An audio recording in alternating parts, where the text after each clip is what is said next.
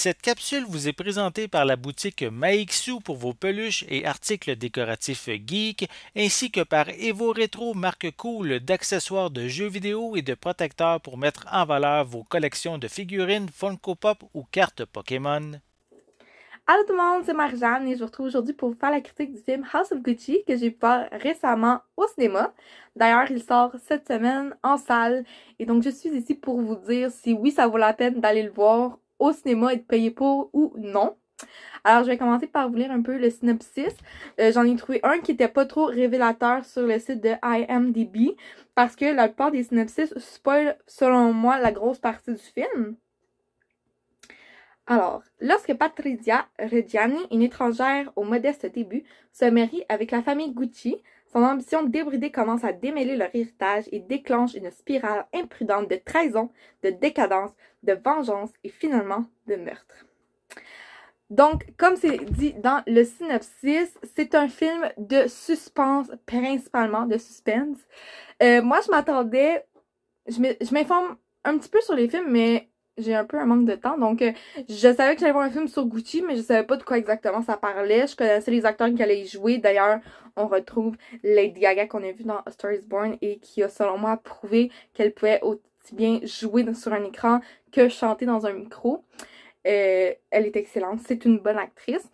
Adam Driver qu'on a pu voir dans Star Wars, ainsi que Al Pacino qui est de renommée depuis de longues et de longues années. On connaît son talent et on sait à quoi s'attendre quand on le voit dans notre écran. Donc, personnellement, je m'attendais à aller voir un film sur les débuts de la maison de haute couture Gucci et j'étudie dans ce milieu-là. La mode, c'est quelque chose qui me passionne, donc j'avais vraiment un fort intérêt à voir ce film-là puis en apprendre un peu plus sur la marque. D'ailleurs, ce film-là m'a donné justement l'envie d'aller lire des ouvrages sur eux, sur leur début, sur tout ce qui se passe, sur l'histoire vraie, parce que ce film est basé sur une histoire réelle. Donc, c'est un film où vous aurez des coups de couteau dans le dos, de la trahison, des mensonges, des manipulations, ainsi qu'un meurtre assez important, je vous dirais, relié à l'histoire de la mode de Gucci.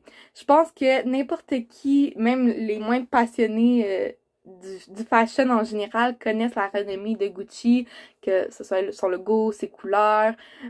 Tout le monde a déjà entendu le nom Gucci, donc ça sonne une cloche à tous.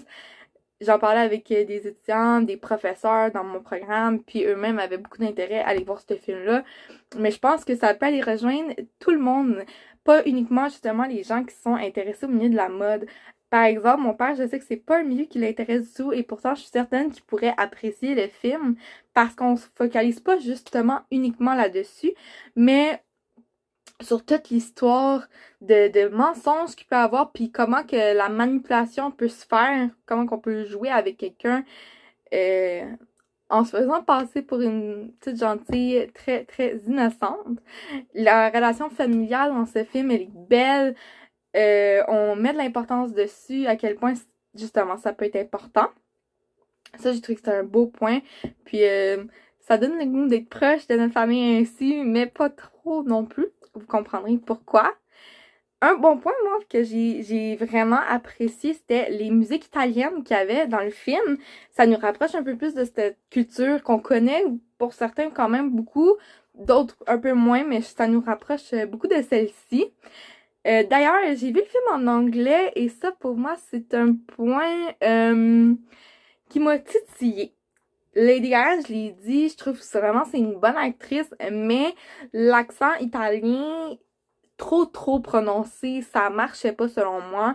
Ça paraissait fake au bout, ça c'était un petit peu là, tape ses nerfs à quelques moments.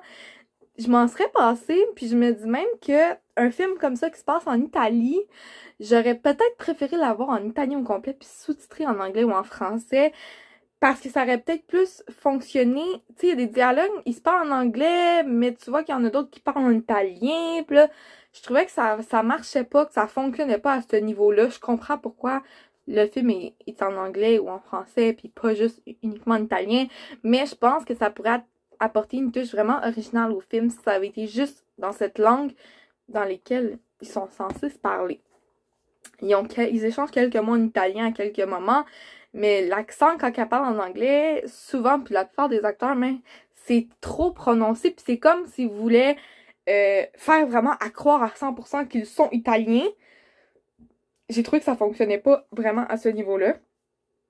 Un autre point que j'ai un petit peu moins apprécié, le film est vraiment très long. Beaucoup de longueur. C'est lent, ça avance pas, il y a du dialogue inutile. Ça aurait pu être coupé. Ça serait pas là, l'histoire serait la même, on comprendrait aussi bien l'histoire. Fait que, je pense que pour certaines personnes, là, c'est facile de décrocher puis de s'y perdre, de pas comprendre ce qui arrive, pourquoi il se passe ça. Mais en même temps, l'histoire est bonne. L'histoire en arrière, elle est excellente. Le synopsis est bon. Les acteurs sont bons. Ils jouent leur rôle. Tu y crois, tu comprends. Même si à quelques moments, c'est quand même un peu prévisible, tu t'attends à ce qui va arriver. L'histoire est bonne. Puis l'idée originale en arrière de ça est vraiment intrigante. Ce qui m'a amené, moi, je pense que si l'histoire est justement assez intéressante, ça m'amène à vouloir en apprendre plus sur ce qui s'est réellement passé, puisque c'est basé sur des faits véridiques de la famille Gucci. Alors, pour ça, c'est un bon point, malgré sa longueur, malgré que le film est un peu long. J'aurais pris une version peut-être un peu plus écourtée, personnellement. Un gros point fort pour moi, c'est les costumes, les habits, les tenues. C'est somptueux. J'imagine que la plupart du temps, ils doivent être habillés par du Gucci, ce qui vaut une belle petite somme d'argent. Mais c'est somptueux. Il y a des détails, de la broderie, de la dentelle. C'est beau à voir. Le visuel du film, que ce soit les arrière-plans, c'est vraiment là, souvent des monts, puis des montagnes, puis un mont enneigé. C'est la ville. C'est vraiment très beau, ça on ne peut pas leur enlever non plus. Donc ça, c'est mes bons points. Les acteurs sont bons. La musique, je trouve qu'elle nous met vraiment dans une bonne ambiance. Puis elle nous plonge dans une culture, justement dans la culture italienne. Le visuel est magnifique. C'est un beau film à regarder. Mais il y a quelques points négatifs. Donc l'accent trop prononcé, on dirait une caricature d'un Italien plus qu'autre chose. Les longueurs, le film qui est trop long, puis des fois, l'anglais et l'italien mélangés ensemble, ça devient perturbant un tout petit peu. Donc, personnellement, c'est pas un film que je pense qui vaut d'être payé pour aller voir au cinéma. Je paierais pour d'autres styles de films. C'est pas un film à voir nécessairement sur grand écran. Il n'y a pas des gros effets spéciaux, il n'y a pas des grosses batailles, il n'y a pas... C'est un film de dialogue, c'est un film de blabla, il faut être concentré, il faut s'asseoir, prendre le temps d'écouter mot par mot qu'est-ce qu'ils disent, qu'est-ce qu'ils font. C'est de la manipulation, il faut être dans la tête de la personne pour comprendre à peu près où c'est qu'elle s'en va, puis c'est quoi son but.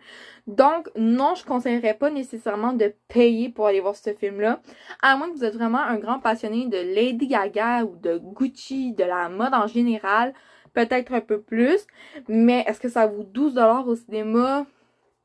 Je suis pas sûre. Par contre, quand le film va sortir à la maison, je recommande à n'importe qui d'écouter ce film-là.